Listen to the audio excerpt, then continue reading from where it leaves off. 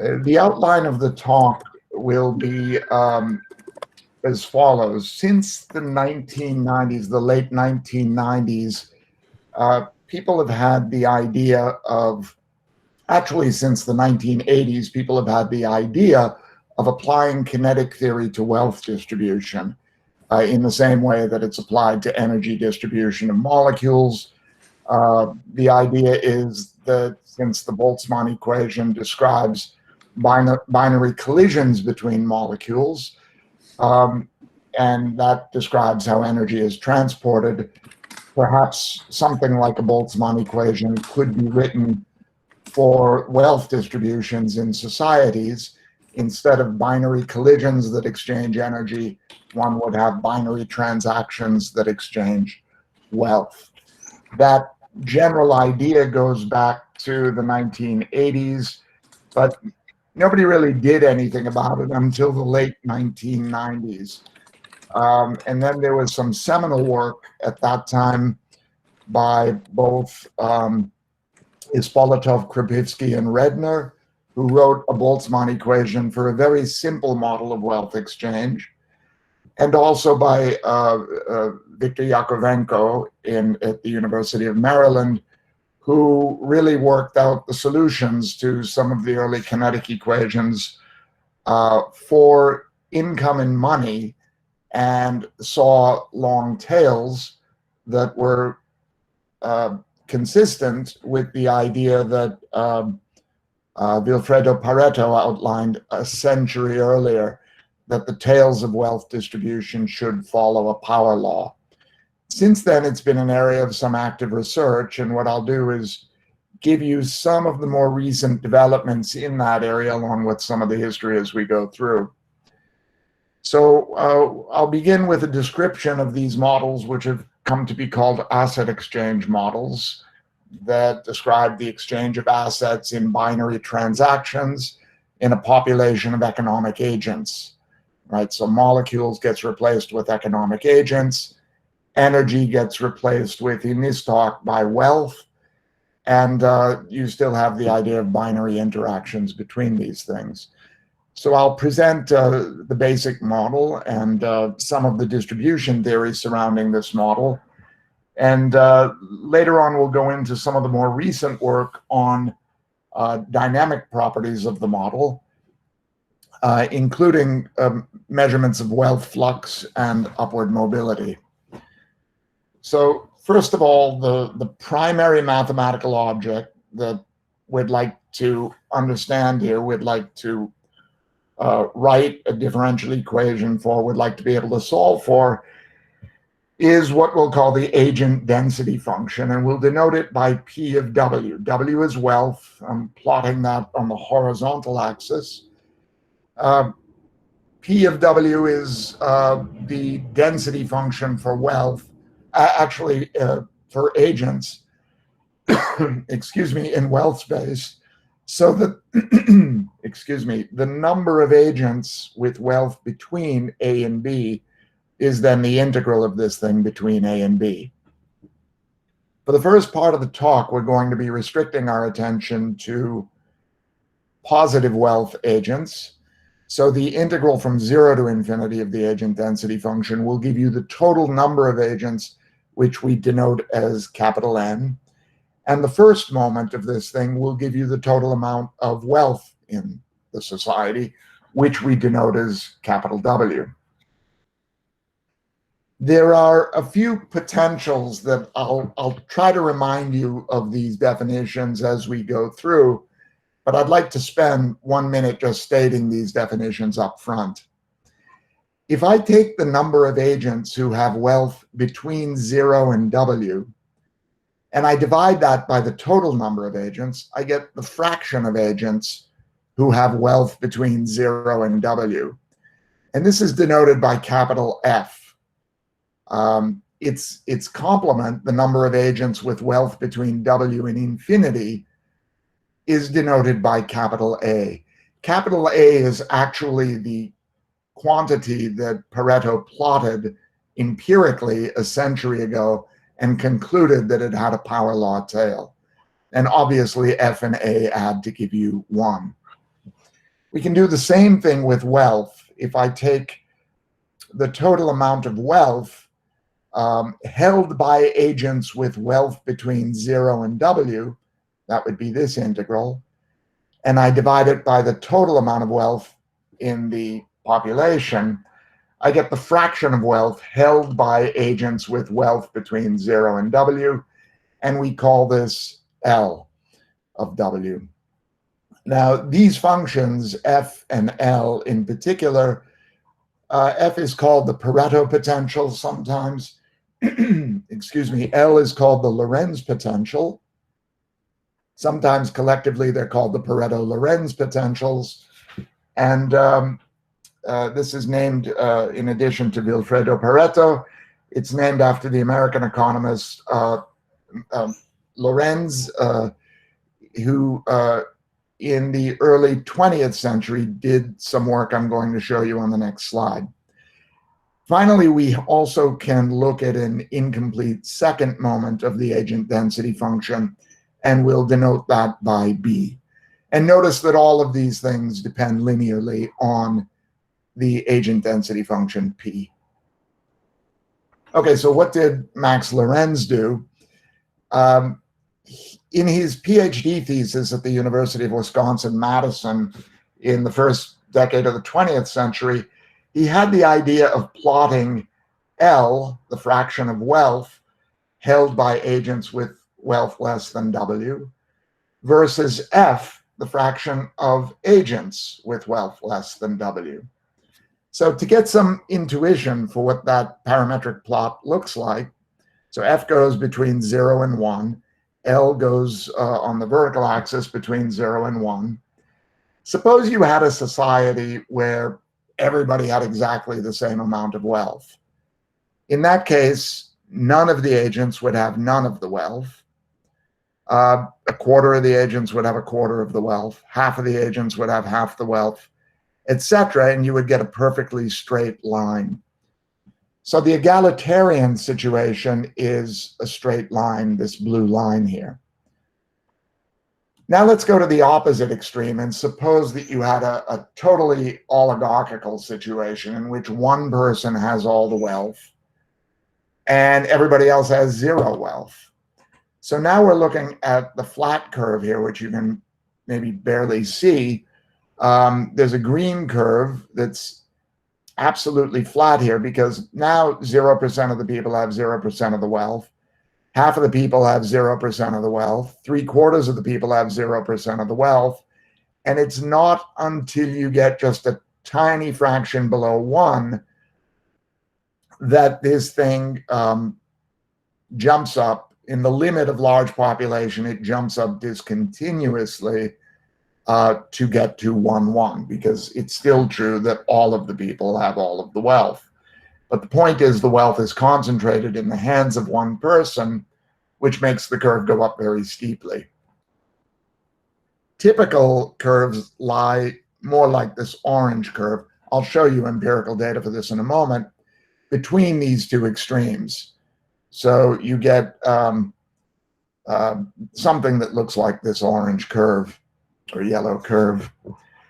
You can easily prove that the Lorentz curve has to be below the diagonal and it has to be concave up. Those are elementary proofs. Slightly less elementary, I've showed you that if you know the agent density function, you can plot the Lorentz curve. Because if you know the agent density function, you can calculate this function f, and you can calculate this function L, and then a parametric plot of L versus F gives you the Lorentz curve. Now, one question is, can you go backwards?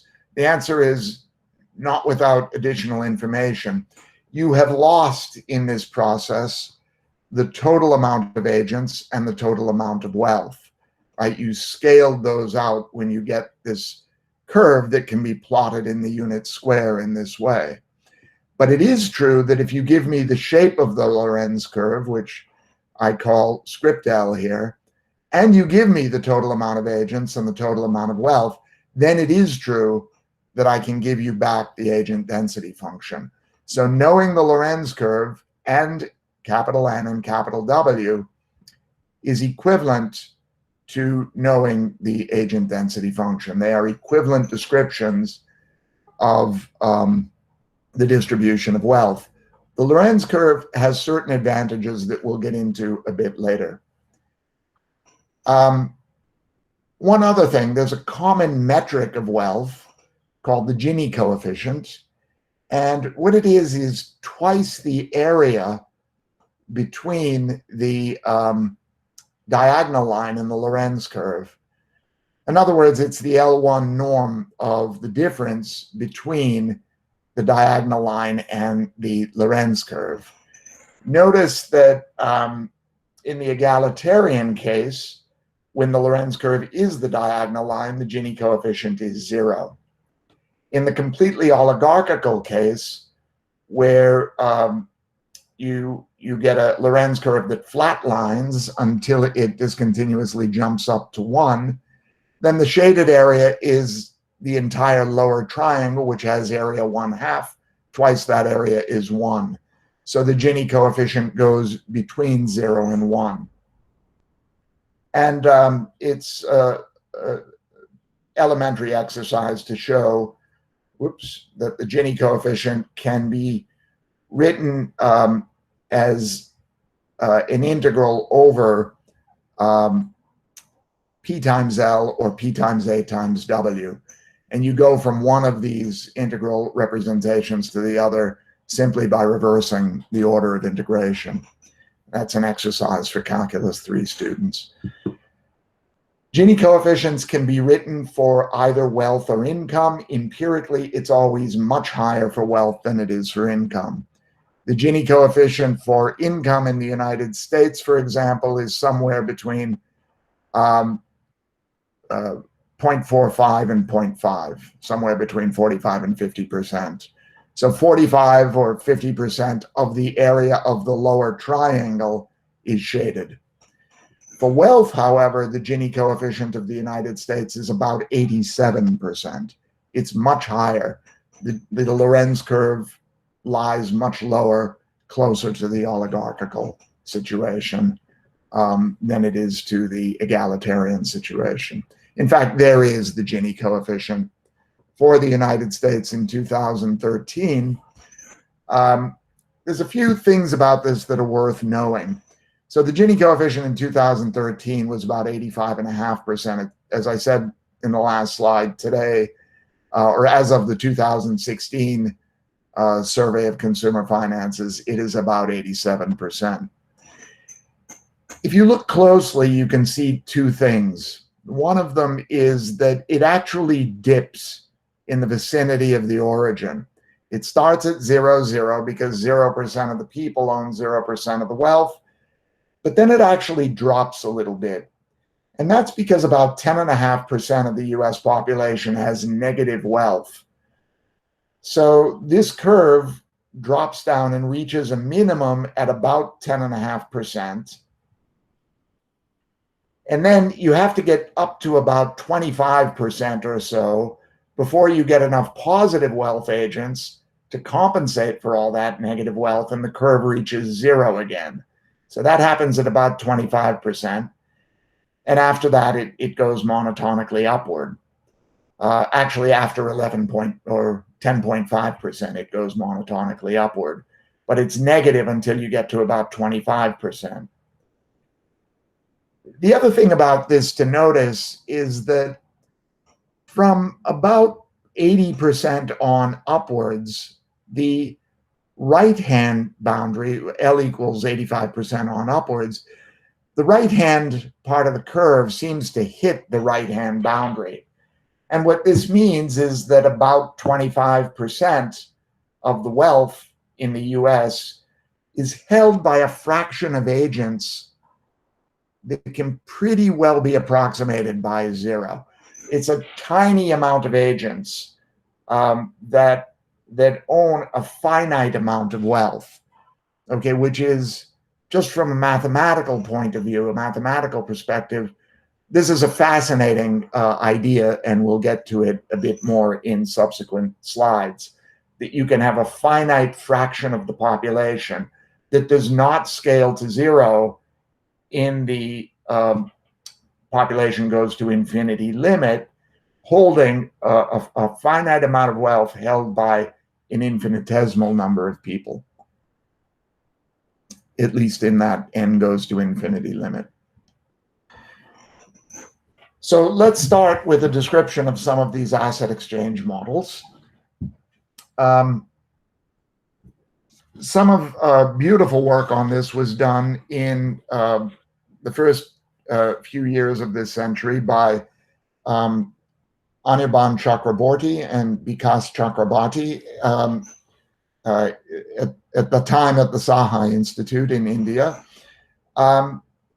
One of the models that they considered is a model in which you have a binary transaction of an agent with wealth W transacting with an agent with wealth X. And let's focus on the agent with wealth W. We'll say that agent's wealth changes from W to delta W in some characteristic transaction time delta T. Now, let's suppose, as they did, that wealth can never go below zero, and that the direction of wealth movement is decided by a fair coin. But if wealth can never go zero, then the amount of wealth transacted, this delta W, has to be a fraction of the wealth of the poorer agent.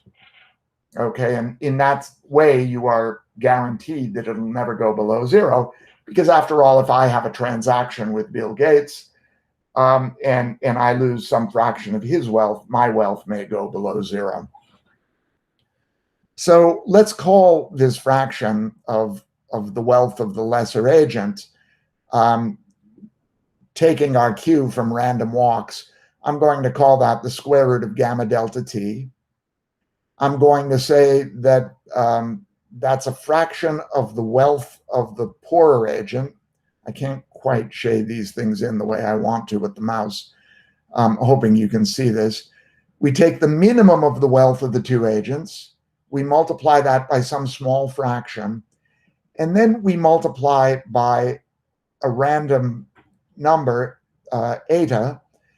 Eta is a random variable. You can think of it as either -1 or 1 with equal odds. If it's -1, the agent with wealth W loses the transaction, and the new wealth W plus delta W is less than the original wealth. If eta is +1, then the agent with wealth W wins the transaction, and W plus delta W is now greater than it was. So there's an idea of a loser and a winner, and the wealth flows from the loser to the winner. The amount of the wealth is proportional to the wealth of the poorer of the two agents, and we're deciding the outcome by a flip of a fair coin. So X is the wealth of the other agent, and what happens in this model, I'll give you the spoiler, is that if you start off the entire population all with the same wealth, and they follow this transaction rule, then all of the wealth will eventually concentrate into the hands of one single agent. In other words, you get complete oligarchy. You get a Lorenz curve that is flatlined and then discontinuously jumps up to 1. So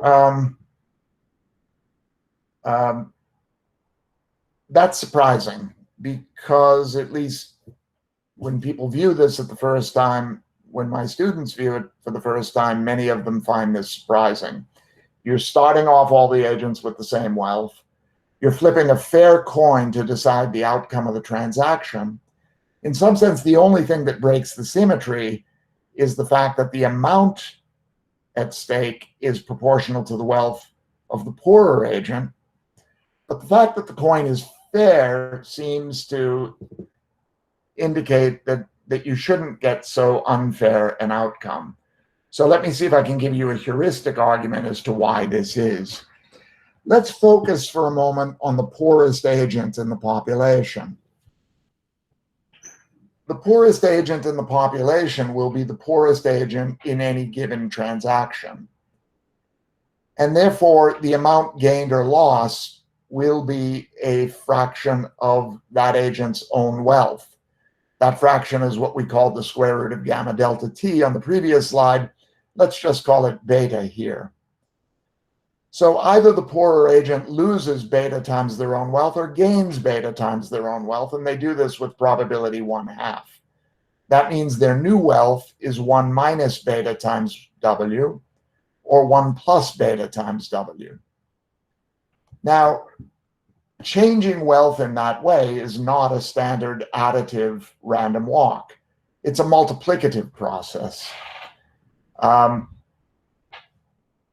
So in order to make a standard, at least biased random walk out of it, a Wiener process out of it, instead of looking at wealth as a random walk in wealth space, let's look at it as a random walk in log wealth space. And if I take the log of both sides of this, you can see that log wealth either decreases by the addition of log 1 minus beta, which is negative, or it increases by the addition of log 1 plus beta, which is positive, again with probability 1/2. Now, this is a biased random walk. The expectation value of the change in log W is then 1/2 log 1 minus beta times 1/2 log 1 plus beta, which is the log of the square root of 1 minus beta squared, excuse me, which is less than 0. And therefore, in log wealth space, you can see that this is a random walk with a constant negative drift. You can do a similar exercise for the second to the poorest agent and then the third to the poorest agent.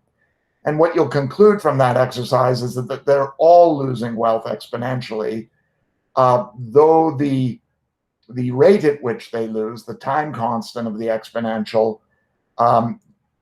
gets less and less as wealth increases toward the wealthy, until you get to the wealthiest agent, for which the time constant is 0.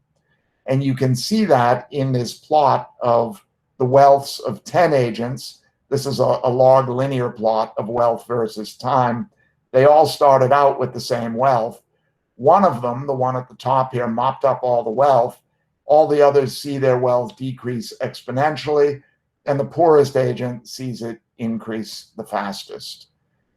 Now, if I do this exercise 10,000 times and take an ensemble average, the curves look like this, and you can see this in the time asymptotic sense. As time is large, you can see that this thing is approaching a linear decrease via that heuristic argument that I just presented. So, although the rule seems fair, it contains an endogenous downward pressure on the poorer agents. This downward pressure is really just a trickle. You may notice that it's an order beta squared effect. That means it's an order delta t effect. So it's small. If beta is 0.2, then beta squared is 0.04. So even though this downward pressure is just a trickle, when you multiply this by 7.6 billion people on Earth who conduct quadrillions or even quintillions of transactions every year, depending on how you count them, this trickle, I'll argue, becomes a torrent. And in the absence of some kind of redistribution, if people wonder why wealth concentrates, why the rich become richer and the poor become poorer, what I'm going to argue in the rest of this talk is that's the reason. This downward pressure is responsible, we believe, for much of the poverty and inequality in the world today. So let's now derive a kinetic equation for this model. We're going to use as the change in W, this delta W that we've already studied. Notice that there are two sources of stochasticity in delta W. There's the coin flip outcome, eta, which is either -1 or 1. And we're going to take the expectation value of eta to be 0 and of eta squared to be 1. And then there is the wealth of the agent you're transacting with, which is X. And the expectation value of that is given by integrating over the unknown agent density function P. And we can now get the drift and diffusion coefficients in the Fokker-Planck equation in the usual way. For the drift coefficient, we take the limit as delta t goes to 0 of the expectation value of delta w over delta t.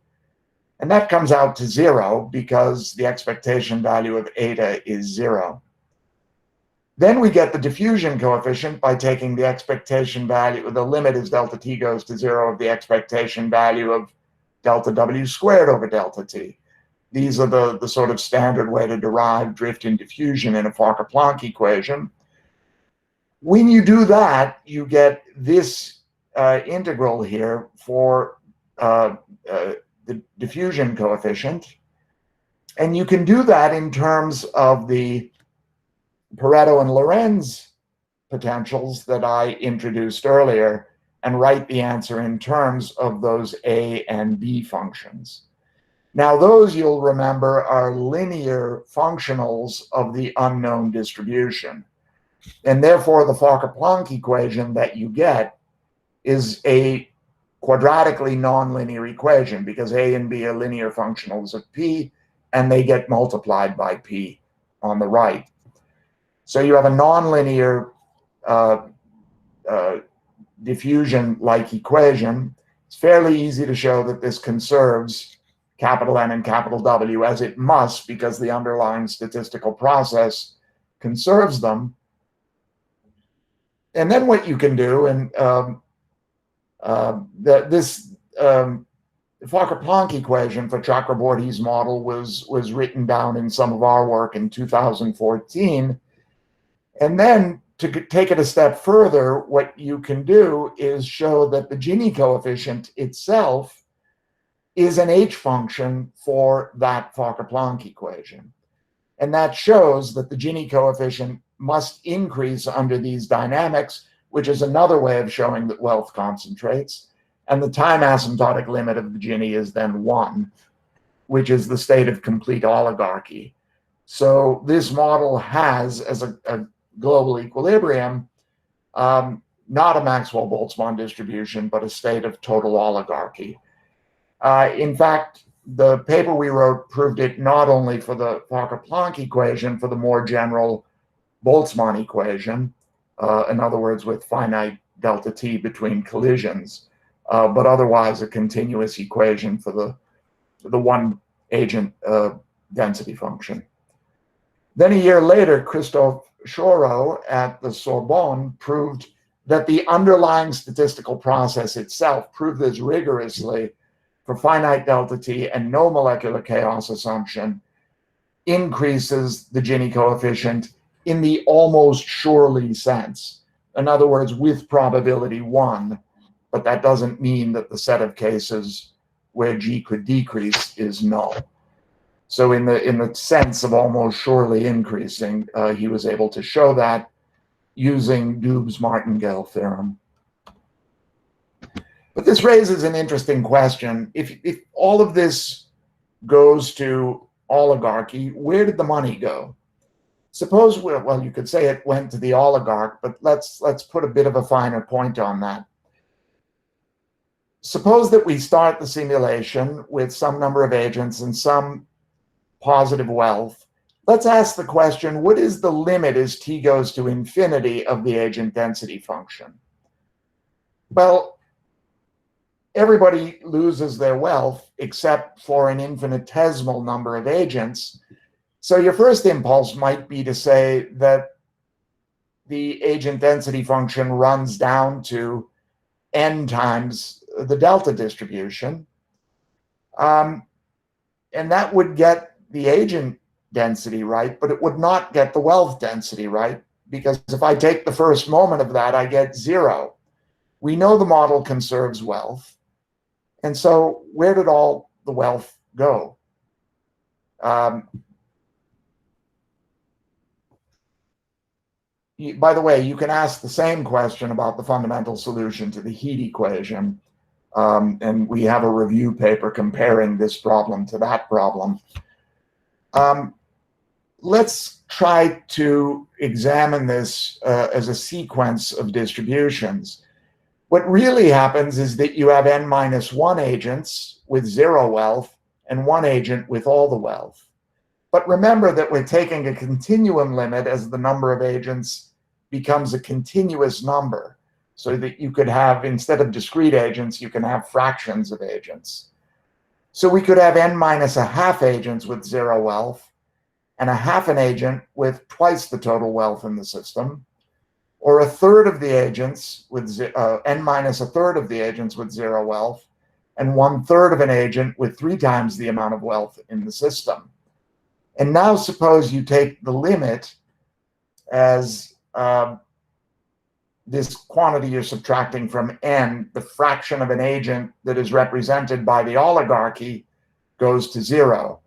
And you can say you have n-epsilon agents with wealth 0, and then 1 epsilon of an agent with wealth equal to 1/epsilon times the wealth in the system. If you take the continuum limit as epsilon goes to 0, this first term will indeed give you n times the delta distribution. But the second term, you have to play with the order of the limits a little bit, will give you the total wealth in the system times a new distribution that we refer to as xi of w. This is a new generalized distribution, generalized in the same sense that the Dirac delta is a generalized distribution. It's not something that you can represent as a classical density function. Loosely, you can take it like this, although that definition has problems. But if you take it like that, you can learn things from it. For one thing, its 0th moment is 0. It contains no agents. But its first moment is 1. It does contain 1 unit of wealth. And what we'd like to do now is ask whether a solution like this can be made rigorous as a weak solution to the Fokker-Planck equation. So when we teach delta distributions to students, one way, not the most rigorous way, but one way you can teach it is as a sequence of classical functions. You start off with something that's short and fat, and you make it narrower and thinner. For the xi distribution, you're starting off with something that has height 1 and some distance from the origin w, and width 1/w. So now take a sequence as you move it away from the origin. It keeps the height 1. Its thickness decreases to 0 as 1/w, but its distance from the origin is w. I think you can see the 0th moment of that is clearly going to 0. The first moment of that is going to 1.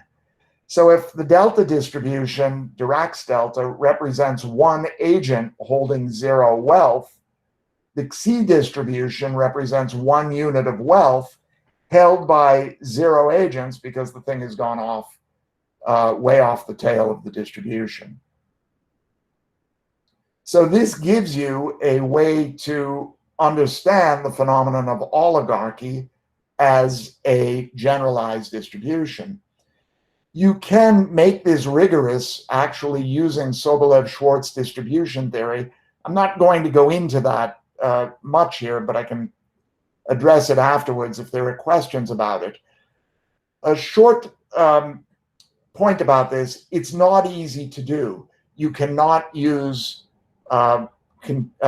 smooth compactly supported test functions as Sobolev and Schwartz did. You need a more generalized notion of test functions, and you need a much more complicated norm in this function space. So now with that in the back of our minds, let's try to fix the model we have.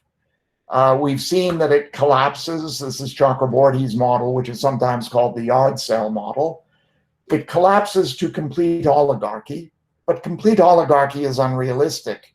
One question is, can we salvage this model by introducing some amount of redistribution in the model?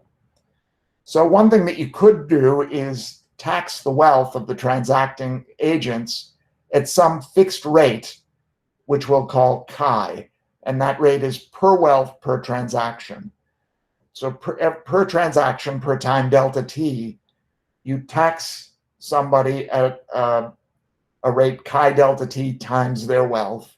You put all that wealth into a pile, you chop it up into n, capital N, equal pieces and redistribute it to everybody. And if you do that, I think you can see that the net effect of this on the statistical process will be to introduce this second term here.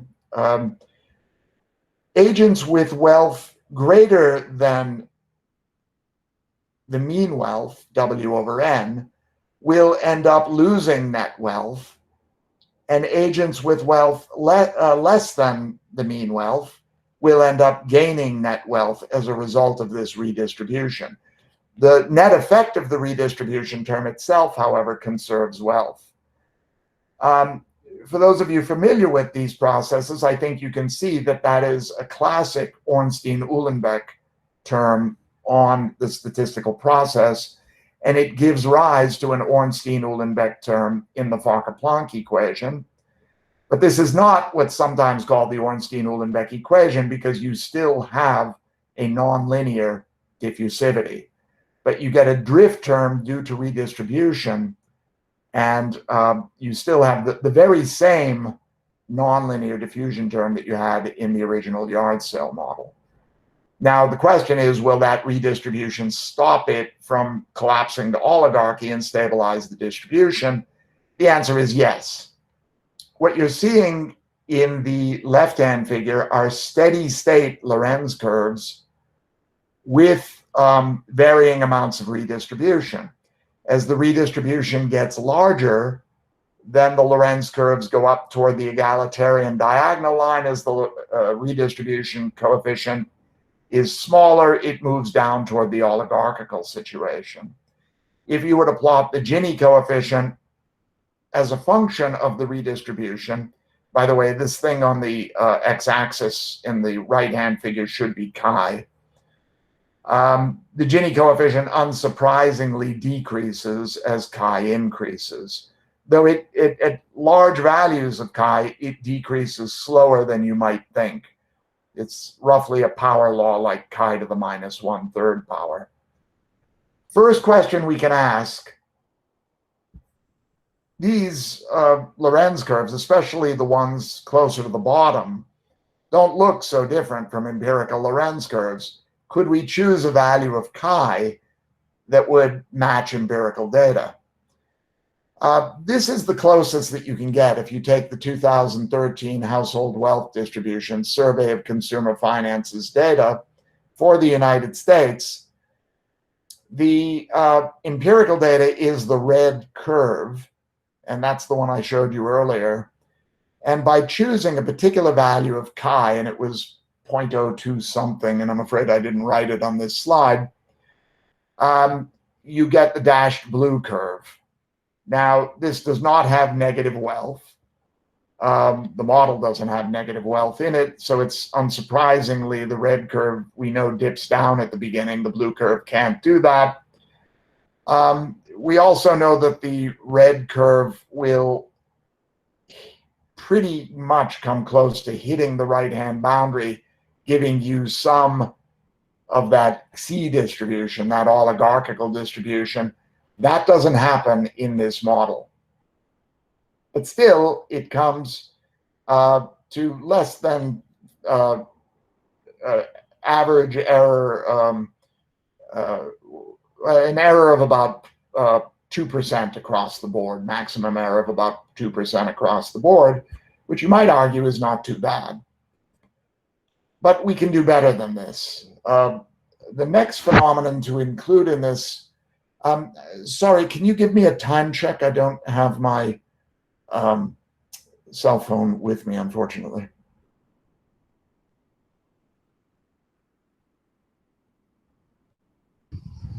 You still have 20 minutes total time. It's 1 p.m. right now.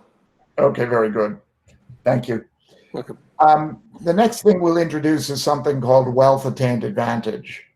So suppose that the coin flip is not fair, but favors the wealthier agent. There are mechanisms for this. Wealthier agents have higher percentage returns on investment. They get better financial advice. They avoid taxation more effectively. They lobby to get the laws they want. Whereas poorer agents have less time to shop for the best prices. They pay higher interest rates because their bankers don't trust them. They pay higher rents because their landlords don't trust them. And this tilts the playing field in favor, in any given transaction, in favor of the wealthier agent. So can we quantify this? Yeah, we can quantify this fairly easily by letting the expectation value of eta, the thing that determines the collision outcome, be, instead of 0, something that is proportional to the wealth difference between the agents, normalized to the mean wealth. This new coefficient, zeta in front, will quantify the level of wealth attained advantage. You can now go ahead and rederive the Fokker-Planck equation. You will still get the Ornstein-Uhlenbeck term for redistribution. You will still get exactly the same nonlinear diffusion coefficient, but now you get a new term for this wealth attained advantage, and it involves the Pareto-Lorenz potentials, and it introduces a new drift term. So what happens? A very interesting thing happens that was anticipated by Jean-Philippe Bouchot and Marc Mézard back in 2000. The Lorenz curve will go from 0, 0 to 1, 1, from the lower corner to the upper corner of the unit square, and you'll get a classical distribution if zeta is less than chi, if wealth attained advantage is less than redistribution. But if wealth attained advantage is greater than redistribution, as one of my students once said, if there's more corruption than redistribution, then the Lorenz curve will begin at the origin, but it will end lower than 1, 1 on the right-hand side. And this is giving you a partial oligarchy. It's giving you some of that Xi distribution, which is a weak solution of the Fokker-Planck equation in that case. In fact, you can show that a fraction 1 minus chi over zeta, in the case where zeta is greater than chi, a fraction 1 minus chi over zeta of the wealth is held by an oligarchy. You can see that here as long as zeta, chi is 0.2, and as long as zeta is less than 0.2, the Lorenz curves end up in the upper right-hand corner. But then when chi is bigger than 0.2, it falls short. And you get a partial oligarchy, a weak solution to the Fokker-Planck equation with that strange generalized distribution. Here's another way to plot it. If you plot, if you do a Monte Carlo simulation with zeta over chi on the horizontal axis and the fraction of wealth held by the wealthiest agent in the Monte Carlo simulation on the vertical axis, you can see the phase transition when zeta is equal to chi. It's a second order phase transition. And you can see that in the limit, as the number of agents goes to infinity, this would be the sharp green theoretical curve.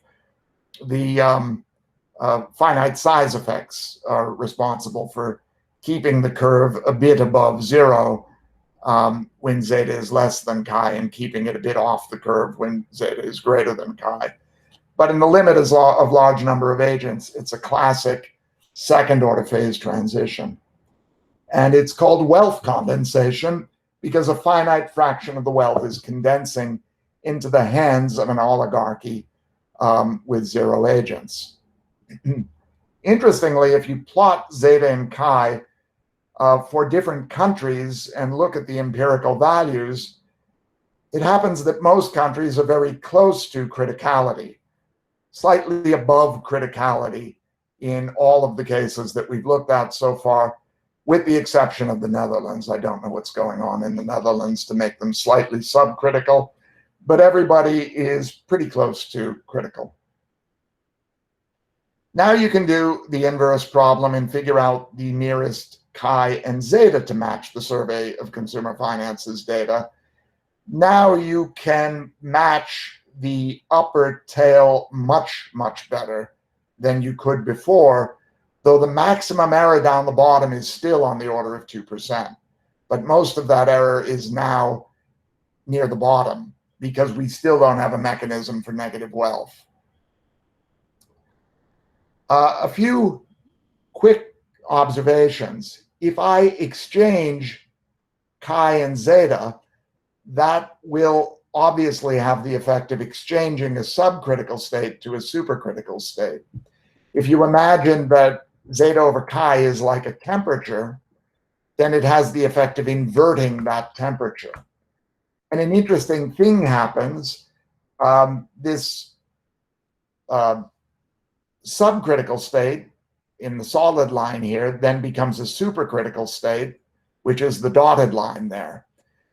And we were able to show in 2018 that that Lorenz curve is exactly the same to within a scaling.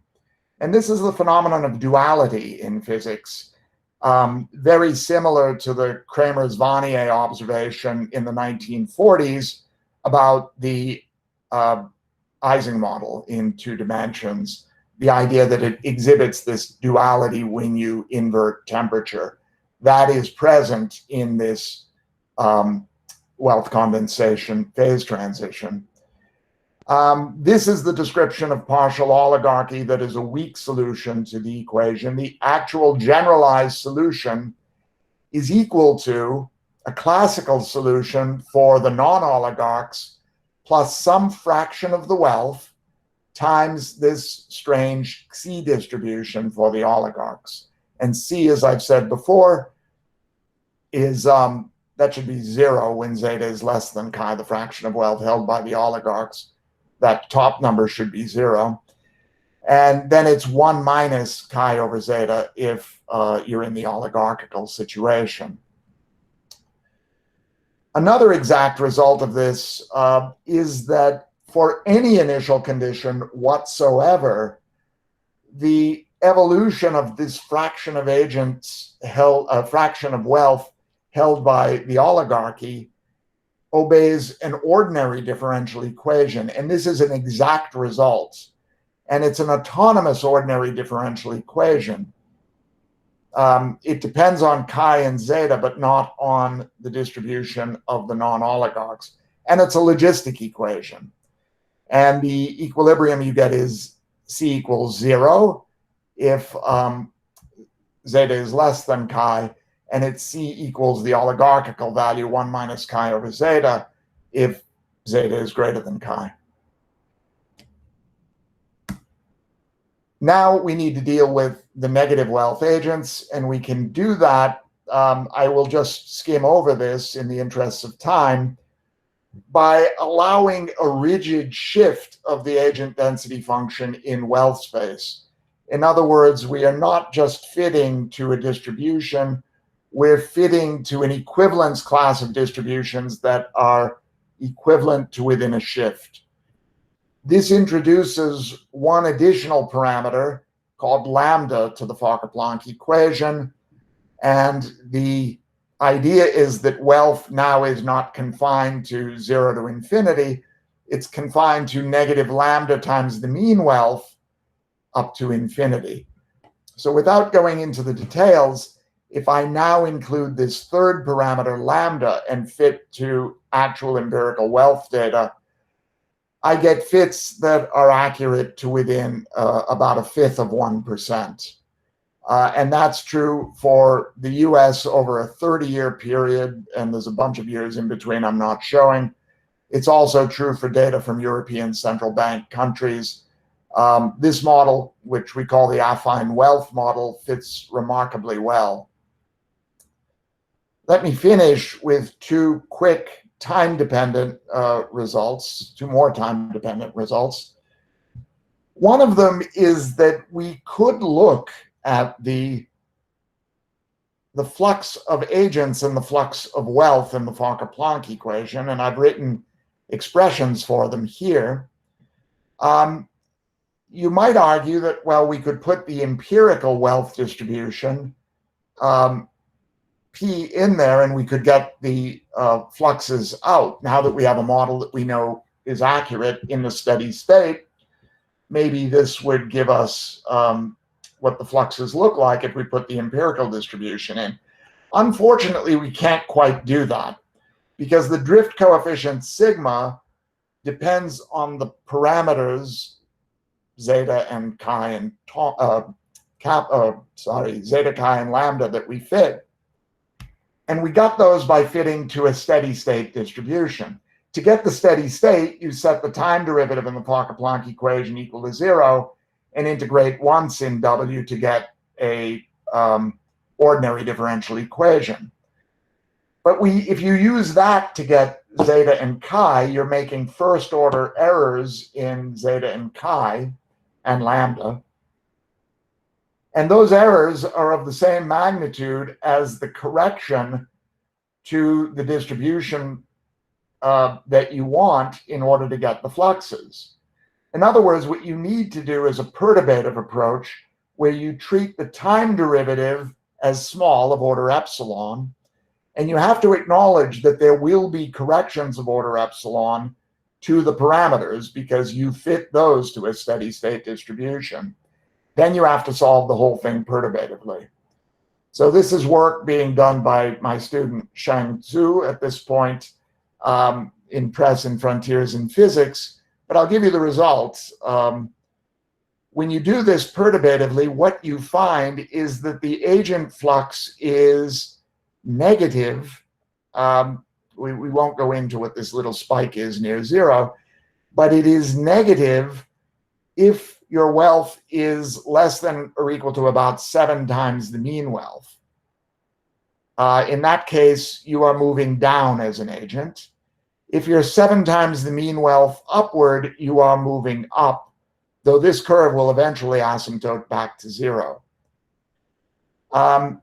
The mean wealth in the United States today is about $700,000. What this means is that if you are worth $4.9 million or above, you are moving upward. If you are worth less than $4.9 million in household wealth, you are moving downward between 2013 and 2016 by this analysis. As far as wealth goes, any wealth above about 1 times the mean wealth is being vacuumed upwards. And this flux does not approach 0 in the limit of large wealth. It approaches the flux that leaves the non-oligarchical population and joins the oligarchy. One last point that I'll make is the relationship between this model and upward mobility. You may have seen a study that the wealthiest families in Florence, Italy, have actually been wealthy since 1427. Some economists discovered tax records from Florence in 1427. And because Italian surnames are very regional and they tend to be constant regionally over time, they were able to look at the same surnames, the amount of wealth held by the households with the same surnames today, and there was a strong positive correlation. So you can look at what are called first passage times in a Fokker-Planck equation. If I, let me denote by TAB, which I can't quite highlight here. TA comma B is the time required for an agent with wealth A at time 0 to first attain wealth B for the very first time, some greater wealth B greater than A. How long did that take? Well, if you do it many times, you'll get a distribution of T's, and you can ask what is the expectation of that distribution. Amazingly, this has an analytic answer. It is the Pareto F coefficient, which is the incomplete first moment of P, divided by P divided by the diffusion coefficient, integrated from A to B. That is a lovely result that's sometimes called Dinkin's theorem. There are other ways to get this as well. There's some beautiful recent work by Raoul Toral on exactly this problem, coming at it from a totally different point of view. This expectation time is a measure of upward immobility. So we can look at this for 2013 US data, and we can actually get the time constant, not so much from this, but from the work that Sheng Zhu did that I showed you earlier. And we can ask, how much time does it take you to go upward from the midpoint of the ith decile to the midpoint of the jth decile? And if you scale this so that that time is in years using Sheng's work, then you find that it's fairly easy to get from, say, the third decile to the fourth decile. That would be, let's see, about 1.16 years on average. To get to the sixth decile might be closer to 6 years from the third decile. To get to the eighth decile, 20 years. To get to the ninth decile, a lifetime of hard work. And the 10th decile is virtually impenetrable by any mortal, basically, because we're looking at centuries. And this is consistent with the idea that retention times for wealth, for great wealth within families, can be measured in centuries. And you can imagine that that has all kinds of implications for things like slavery reparations, etc. So in conclusion, these are simple mathematical models of wealth distribution. And in spite of that simplicity, they're very accurate. They certainly, I didn't go into the relationship of this with orthodox economics, but they do challenge the economic orthodoxy of a supply-demand equilibrium. There's no equilibrium here unless there is an endogenous redistribution. And they suggest that we need to rethink our attitudes about wealth in fundamental ways, and that kinetic theory can guide that rethinking. So mathematical models like this one can teach us a great deal about the economics and the ethics of poverty and inequality, and give us a new application of fairly deep and fundamental mathematics. Thank you for your attention.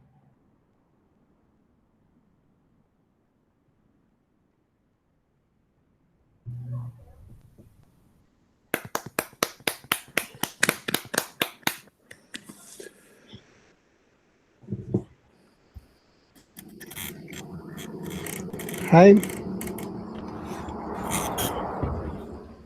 Yeah.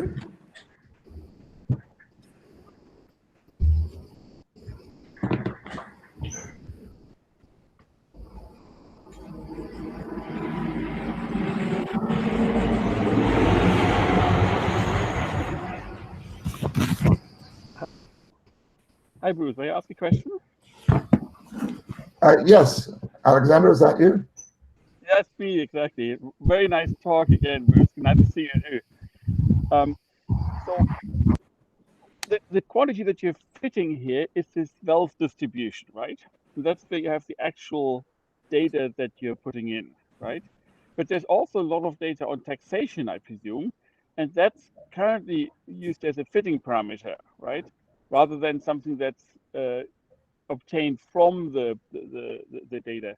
So have you looked into matching that wealth distribution that you sort of just fit to the text data and how correlated it is? We haven't. Relating these three coefficients that we get to public policy would be a wonderful thing to do. We need to team up with, I think, a public policy expert, maybe political scientist as well, or an economist probably, econometricist to do that. We haven't done it. I think it's a very important open problem. If you look at some of the parameters we get from our fits, they make sense in comparing two countries, which one is more redistributive than the other one. It's just what you might expect, knowing a little bit about the tax structure of the different countries. but then we get some surprises that we don't understand at all. So I think you're quite right. A challenge in this is teaming up with public policy and people and econometricists to do this. But the work is new enough that we simply haven't done that yet. And I'd welcome anybody who knows how to do this to join in the effort. Yeah, thank you. That's an exciting work that you're doing. Hi, Bruce. This is Sauro. Hello, Sarah. How are you? You were supposed to be here these days. It would have been very nice. Hopefully we can do it next year. Anyway, let's hope for the future, for the better future. Bruce, I have a couple of questions. One is, it's very generic. My understanding of the rich getting richer and poor getting poorer, my poor understanding, was that this is due to the fact that agents are thinking as opposed to molecules, and they are malicious. Is it true that you are just proving that this is not true? I mean, just by the very fact that you trade, and even if you are a perfectly honest trader, the rich get richer and the poor get poorer. Is that right? You're absolutely right. And that's an important connection between this and ethics. And I've discussed this at length with ethicists in our philosophy department. Yeah. One criticism of the model is that it seems to absolve people of sins. We know that the concentration of wealth is due to a variety of malicious behavior. This is all you have to do is open up the newspaper every day and take a look at it. We know that there's a great deal of maliciousness that goes into the concentration of wealth, a great deal of unfairness. Now, some of this you could argue is captured in that wealth attained advantage coefficient, but you're quite right. This has the effect. It seems to be vindicating in some sense. But here's the way that you should read that. Even if everybody were behaving perfectly honestly, even if everybody went into this with fairness and good intentions, there would still be inequality. And therefore, there's all that much greater an imperative to do something about it, because it's a natural phenomenon that will happen even in the absence of malice. No, I understand. I mean, I'm really very abstract here, very philosophical. I'm not talking policies. I'm just talking that, to me, it's outstanding. I mean, it's very impressive that if I just trade in perfect and full honesty, the rich get richer and the poor get poorer. Malice will only make it worse. Yeah, of course. Some of that malice is captured in the wealth attained advantage, but not all of it, certainly. The second question is just on the opposite side. It's again very kind of strange in a way, but I was wondering, since you have these dualities, I think there are several fields in theoretical physics, and one you know very well, the infamous sign problem, where it would be convenient to work with negative distribution functions. So I wonder what your model does if you just make the transformation f into minus f. Is there any symmetry hidden into your formalism which would allow you to treat negative distributions? I'd have to think about that. We certainly haven't looked at it because we've been regarding f as or p, we call it, as an agent density function. Offhand, so if you went all the way back to the original Chakraborty yard sale model, then I can say something about it. What would happen then is, because the diffusivity is linear in p and it gets multiplied by p, you have a perfectly quadratic term on the right, and you've got dp dt on the left. So the right-hand side wouldn't change sign, the left-hand side would change sign, and you would get something equivalent to a reverse time diffusion equation, albeit a nonlinear one. That, I suspect, would be not well posed for the same reason the negative time the reverse time diffusion equation is not well posed. But for the more general thing, I would have to think about it harder. It's a good question, yeah. Okay, thank you so much, Bruce. Thanks for the very nice talk.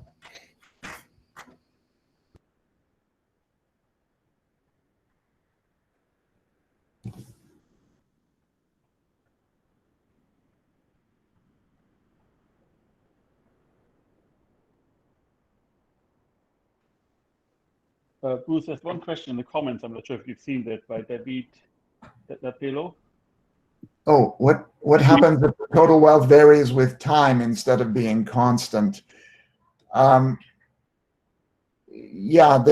one deficiency of the model is that we regard capital N and capital W as constants, whereas in fact, wealth does change. In the PhysRev paper that we wrote on this in 2014, we looked at what happens if wealth, we didn't look at agents changing in time, number of agents, but we did look at wealth changing in time either by a growth process or by a linear increasing process. And in both cases, if your focus is on the Lorenz curve, you can scale away that growth. In the case of exponential growth, exactly. In the case of linear growth, not exactly, but asymptotically. In other words, there's no question that this would make society richer, but it doesn't do all that much to the shape of the Lorenz curve, and it therefore doesn't do all that much to the shape of the distribution. This is still, I would say, a contentious issue. This goes back to a quote which is best I can find is attributable to the American President Kennedy, who said that a rising tide lifts all boats. And what he meant is that if you have the injection of wealth into a society, everybody benefits. Everybody may benefit, but it doesn't seem to me that the distribution benefits. You still can have an unequal distribution even as everybody in the distribution benefits, because they don't benefit equally from it. And the shape of the distribution seems to be robust to it. But with that said, in order to do this properly, you need to include savings, which has been included in some models by Toscani, for example, and his co-workers. You need to include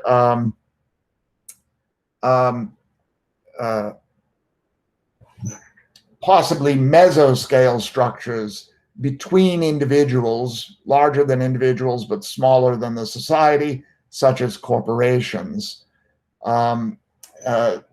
If those things are included, you might be able to do a good job at this. I think we're not close to being able to do that now. Okay, thank you very much. Thank you.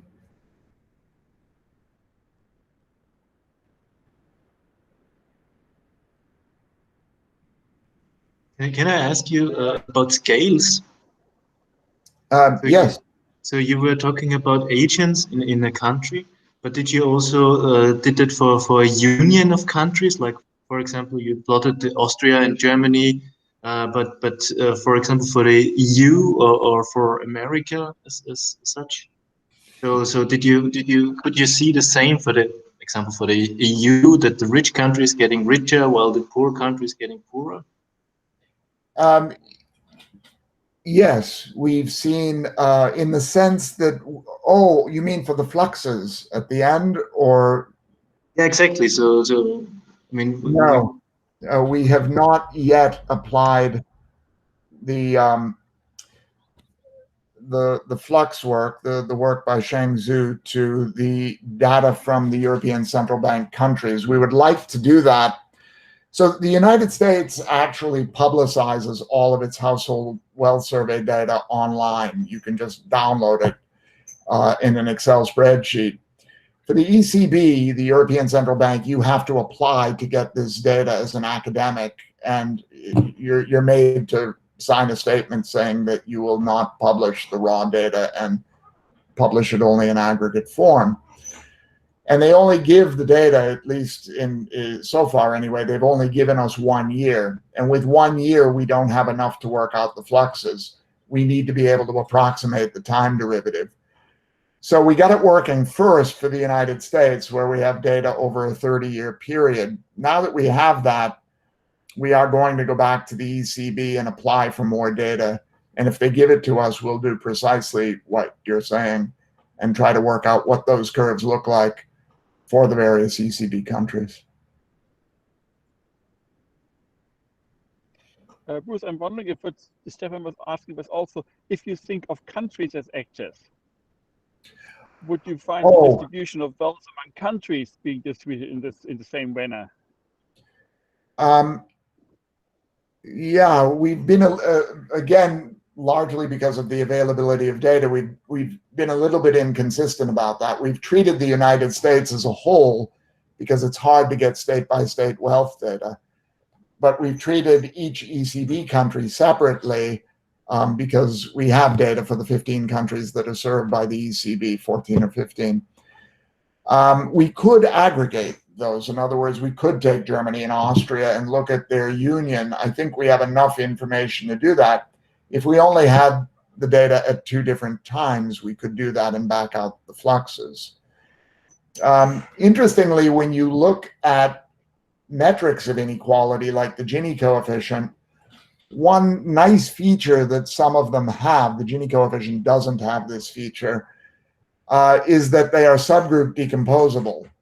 So that if you know the inequality metric of the parts and you know the inequality metric between the parts, then you can figure out the inequality metric of the whole.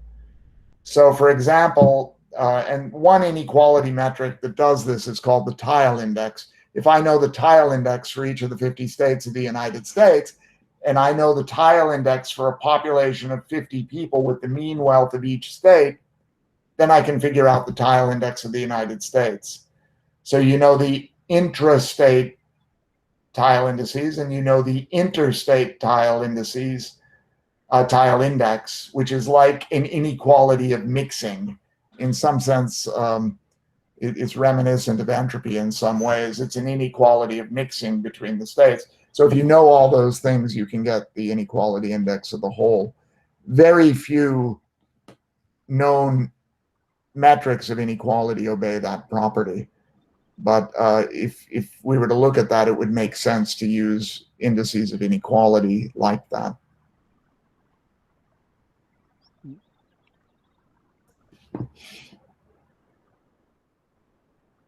I don't want to monopolize here, but I had one more question. It seems to me that inheritance, particularly for the oligarchs, might make a big difference because you go from one person owning it to all his 5 children owning a fifth of that oligarchical worth, which, while not very democratic, seems to be at least diluting the extreme end of the distribution a little bit. That's true, and in this study, of course, we're looking at economic actors that keep their individuality throughout the evolution. Of course, then we end up with first passage times that are measured in centuries, and those can't be individual people. I suppose they could be individual families, but you're quite right that wealth dilutes over centuries within families. But if you can still see the echo of what was going on in 1426 Florence today, that dilution takes a longer time. I mean, certainly if you have a fortune in billions and you divide it in 5, it might still be in billions or hundreds of millions. And if the flux is really going upward, then even if you are reduced from billions to mere hundreds of millions, chances are you're going to flow back up again because, again, wealth attained advantage favors you greatly at that level. And the odds that you'll stay up there, I mean, surely this is the reason that we see such long first passage times at that level. Yeah, thank you. There's another question in the comments. Can you reverse engineer solution procedures to distribute the wealth equally over time? What would be necessary to make the poor rich and the rich poor in terms of additions to the Fokker-Planck equation? Yeah. So one, we're actually looking at a couple of possibilities for that. So one paper that we have under consideration in Science Journal of Applied Mathematics is what happens if the tax rate chi is not flat, but rather what's sometimes called a progressive tax, a function of W. What happens then depends critically on how chi depends on W. Remember that it's chi, you have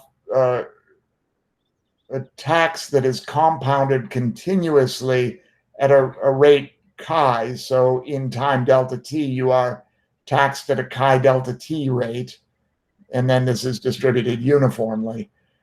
If chi approaches infinity, as W goes to infinity, and by the way, there's nothing unreasonable or wrong about that, because you're not taxed at the rate chi, you're taxed at the rate chi delta t.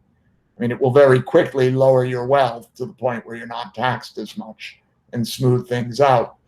In that case, you will never get oligarchy. But for flat taxes, as you saw, if there is some wealth attained advantage present, you can still get partial oligarchy.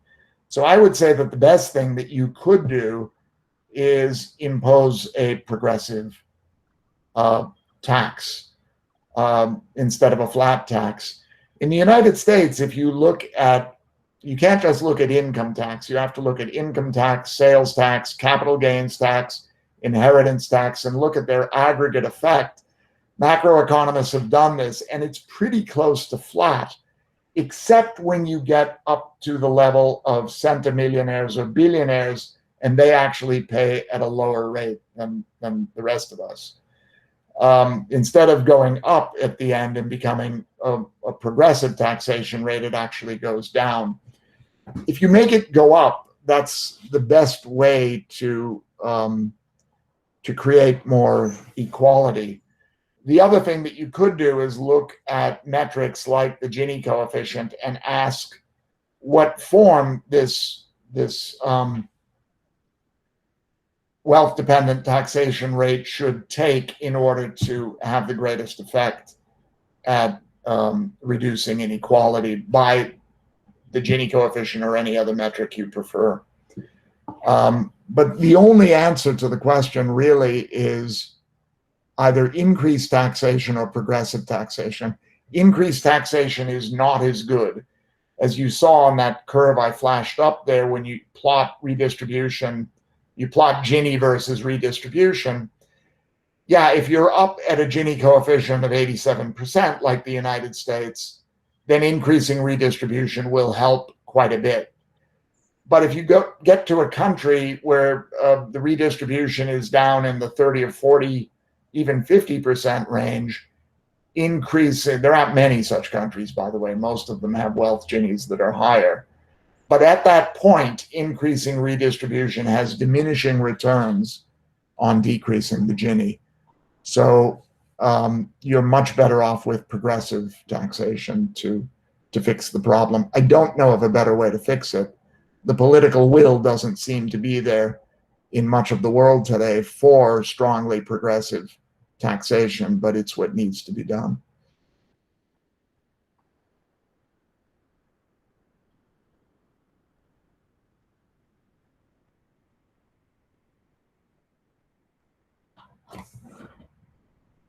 You're welcome. Thank you in the comments. I'm happy to stay here as long as it's appropriate for questions. I don't know if there's a session chair or if it's just me, then I'm willing to stay here as long as people like. Just let me know.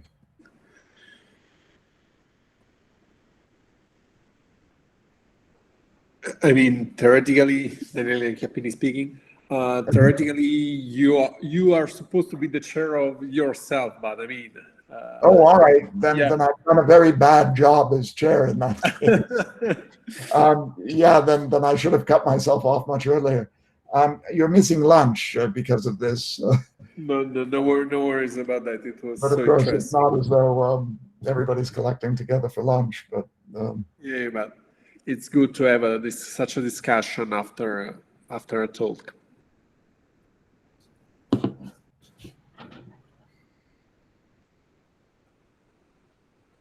Well, I think if no other comments are there, I think we may close, so we may stop the recording of the tutorial. Okay. okay, thank you very much. Thank you so much. Thank you. Yeah, thank you, Bruce. That's a beautiful talk. Thanks, Alexander. Hope to see you in person at some point soon. I hope so too.